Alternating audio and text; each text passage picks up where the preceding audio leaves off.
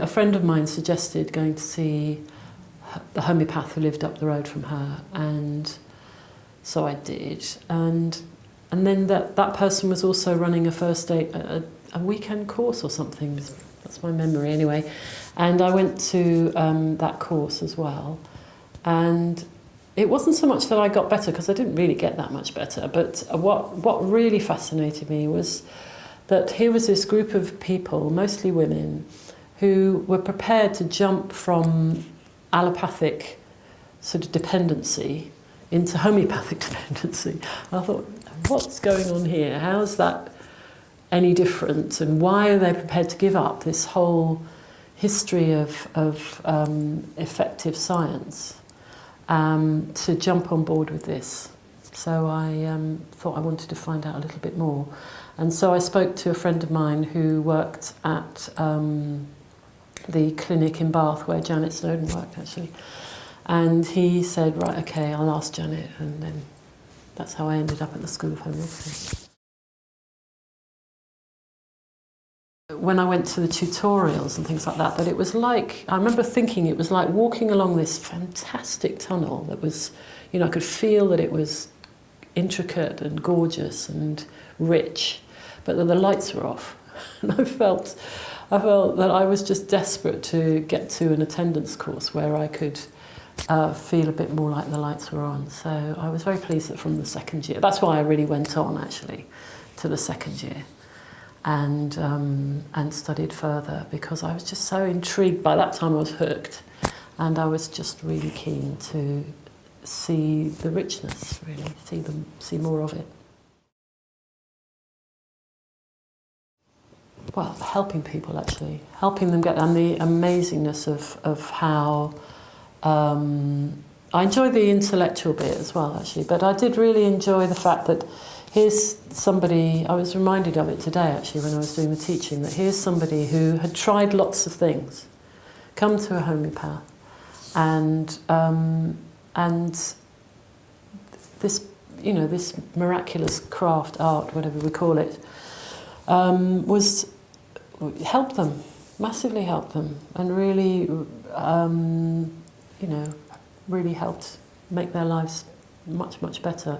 I mean, I work in a shop now, run a shop, and though I'm not practicing that much in the sort of conventional sense, I sure as anything practice homeopathy in the shop. It definitely happens there. It's not quite the same, but it's using all those skills of homeopathy, of how to understand what somebody wants, what somebody needs, what they're actually saying. That all is part of running a shop and inviting people to, the sort of thing they might want to buy, or a sort of off-the-shelf thing that actually might help them for a bit. It's great to revisit remedies that you're very familiar with, but just to really visit them so that you can help somebody else understand them, because that's a very different thing. And like today, trying to include everybody in the group. I mean, I was trained as a teacher, so I love that sort of, how do I structure the hours that I have in order to include everybody, make them feel like they know something, as well as that they want to find out more. And I love that process. It's great. Give it a go. Give it a go. I mean, often, people do things like this for lots of different reasons, but I really think that homeopathy, even though it doesn't provide me with my living at the moment, it has it's really opened up my way of seeing. It's changed my way of seeing the whole world. It's, a completely not the same person. And I was just visiting that today with the teaching. I was a scientist, trained scientist, geologist. I don't use any of that now in my life, really. But homeopathy, and I was quite closed down. It had to be sort of very sort of scientific, rational stuff, the way I was trained to work with geology. But homeopathy encouraged me to really look at things in a much more holistic way, much broader way, and it's a brilliant way of seeing the whole world, anything, it's fantastic, and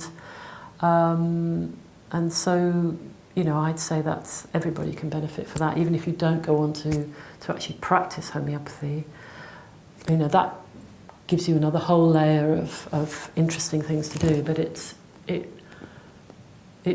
not essential, I don't think. I think that just simply studying it really opens you up enormously.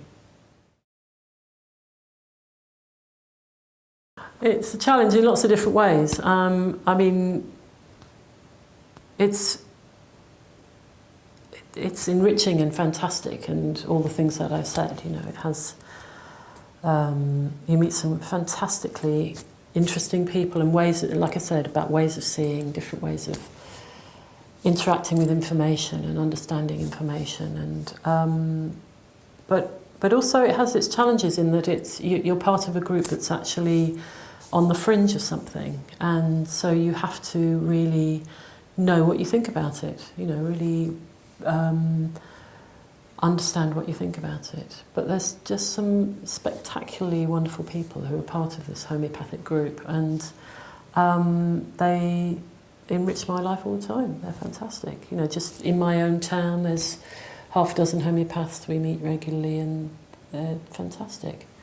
Or you might go to a much bigger forum where you're actually learning about a particular group of remedies, and that's it's enlivening and motivating in a completely different way. It's marvellous. Yeah, it's great. It's great to be part of this community. I think I love coming back here because it does connect me with a community of homeopaths and with people who want to learn and understand homeopathy. And I try sometimes to sit in with other people teaching, because that helps me look at how I teach as well. But so coming back to the School of Homeopathy is partly coming back to a family that I have been with for a long time, but also it's part of my ongoing training, really, in a way. It keeps me in the flow. And I think if you would, I think I would find it difficult just to be a homeopath in a clinic day after day after day without that sort of student energy input of where you're having to look at things again and reassess and try and make it work for a whole group of people that don't understand it yet. Maybe that's because I was trained as a teacher, but it also means that you're studying and you're looking at homeopathy in a bigger context than just when you're working with people who are ill. So that's great too.